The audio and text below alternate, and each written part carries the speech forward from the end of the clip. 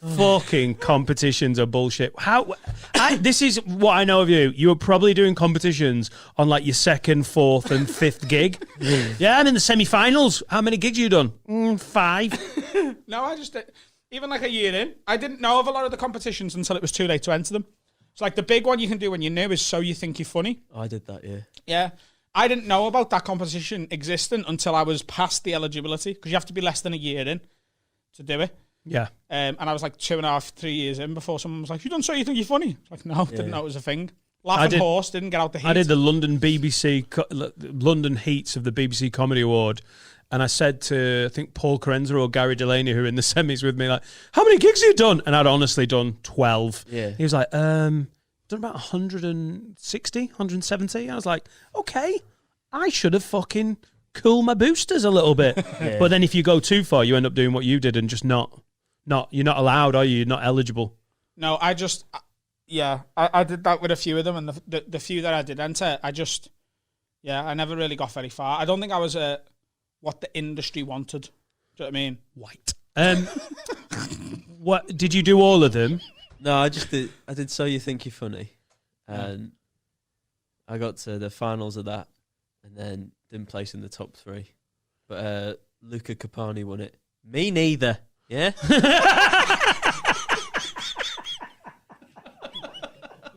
Shout out Luca, he's on next week.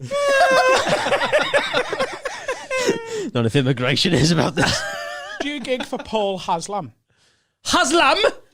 Yeah. Yeah, you're making him sound, I think he's just called Paul Haslam. Yeah. Haslam? Do you gig Have you heard of Haslam? Yeah, he's a nutter. Yeah, he is a nutter. So He's sound. Hi, Paul. Looking forward to being in Bury again. He ran the Laughing Horse Comedian of the Year heat that I did. And to this day, I remember, Kiri Pritchard McLean, who is a very good comedian, and she was in my heat, and she's so sort of sure of herself, Kiri, and always has been, very confident, knows what she wants, very driven. Knows the game inside out. She actually admitted it, that she learnt the game as she was starting out in London. She was like, well, why wouldn't you? It's the industry you work in. And I'm there like talking to her. I've been doing it 14 years. Like, yeah, that's a good idea. Where are you gigging this weekend? Wigan. I remember him going, because he went round the room going, right, what's your name? So I'm like, Adam Rowe. He's like, good. And she went, Kiri Pritchard. And he went, no, that'll do. And she went, I'm having my fucking name. And he went, what was the last one? Mate, if any anecdote sums up Kiri, it's that one. Nah, that's enough name. She's literally, what, at the time, like 25? Let's cut someone off, actually. Do you know Paul Haslam? Not Kiri, for fuck's sake. No, absolutely not. Do you know... I want to live today. Do you know Paul Haslam's like sort of... I think it's like his buddy, or they run a double. His name is Mick Taylor. You know that other Manchester comedy promoter? Do you know of him? No, he's an absolute gobshite, right? Like, look how silent he's gone.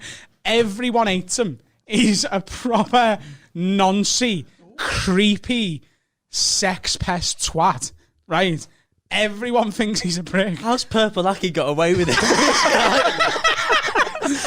We all just breezed past Purple Aki. Purple Aki's part of the citizenship test.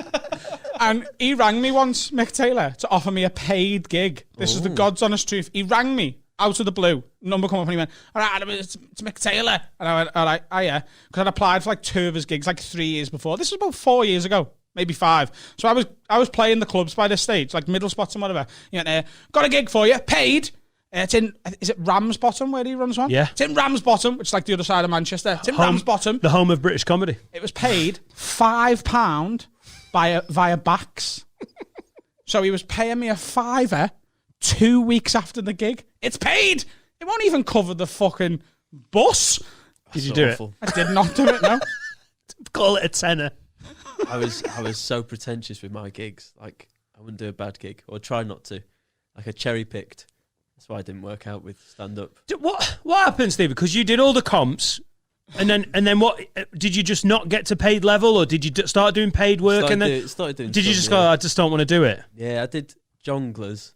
I was starting doing that. Yeah, you mentioned the place, the Doncaster Dome. Yeah, I did the that one. Dome. Yeah. Did you do jonglers? Yeah. Fucking hell. Like, were they paying you? Yeah. That is... How long did you do stand-up for?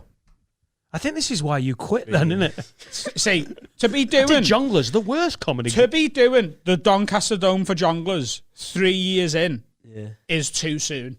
Yeah. Like, they sunk jonglers, didn't they? Not that you weren't good, but for them to be putting acts with less than 3 years experience into the Donny fucking Dome, they were a pile of shite by the end, jonglers. Yeah, they were very commercial sort of. Yeah. Let's get everyone in at 4 o'clock. Show starts at 9:15.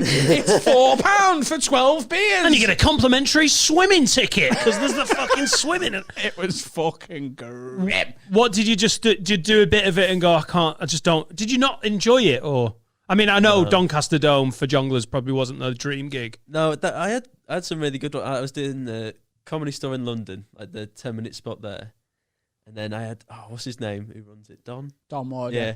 So I did a gig. I thought I was one of my best, and he takes me into his office and then just goes bam, ba bam, ba bam. What I need to work on. I was like, oh god.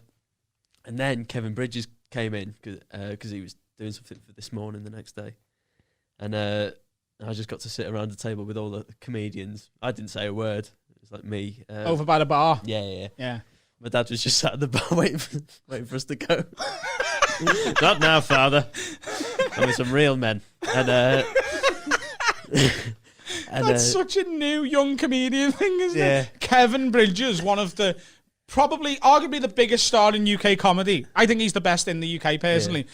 Don Ward, the father, one of the forefathers of British club comedy. He's there. He's just told you everything you've done wrong. Here's what you need to fix. If you want me to pay you some money, you sat there with circuit stalwarts who are like, here's what you need to do, kid. If you want to get into this game, do this, do this, do this. Let's have a beer. Do you want a beer? You're like, Dad, can I have a beer? Yeah. Bridges, Ward, legends. And your dad going, come on, Stephen. I want to beat the traffic. I can't believe you didn't invite your dad over for a drink. But they literally said that at the end. They went, oh, is that your dad? And I was like, yeah. He's my driver. See, I can't take my dad to meet comedians because he feels the need. My dad has got that problem that some audience members have, where because he is surrounded by a group of comedians, he feels the need to be funny. Oh, yeah. So I'd never met Kevin Bridges, right? I met him once actually at the store years ago when I was doing like a 5 or a 10 minute set. And then about 18 months ago, he was doing the Empire in Liverpool, and Paul McCaffrey, good friend of ours who will eventually be on this podcast, he was opening for him. And McCaffrey knew that I idolised Bridges. And I'd text Paul saying I was going to the show. And afterwards he goes, we're going for a drink. We're just going to go back to his hotel bar. Do you want to come and meet us for a drink? And I was like, I'm with me dad and me and Carl. And who else was with us? Alex and Steve were there, my mates. They came after work, They were working in town, and you were like, do you want to come for a drink with Kevin Bridges? And we went to his hotel bar, and we were there till about 6 o'clock in the morning, just drinking. He was doing magic tricks. Yeah, he got a pack of cards. Like so the bar shut at 4, but he was like, yeah, I'll just give you a bit of money, just keep bringing us some stuff over, just look after us. And they were like, yeah, sound. It was fucking great. But my dad was such a yada. He just wouldn't, like, hey, Kev, hey, listen, got this story about this.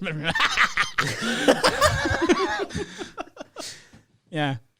Also, he's proud of you and excited. Oh, you're totally. like, Dad, just play it fucking cool. Well, Kevin Bridges, of all the sort of big, famous superstar acts I've met, he's the most normal. Yeah. He was just a normal Glaswegian lad. We arranged a game of footy for the next morning, didn't we? Oh, we did. He's like, we have a game of fucking togger while we're down. Yeah. He called me Shagger, and it was the best moment of my life.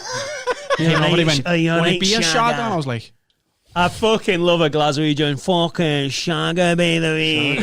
Shagger. It's the best. Yeah. I can't take me that because he wouldn't stay by the bar. He'd have been straight over to Don Ward. Hey, we're getting him on. I'll tell you, hey, listen to this one, right? 2 gay fellas walk into a bar, right? But that's okay. They're welcome. edited to modernise it all. Two Asian lads.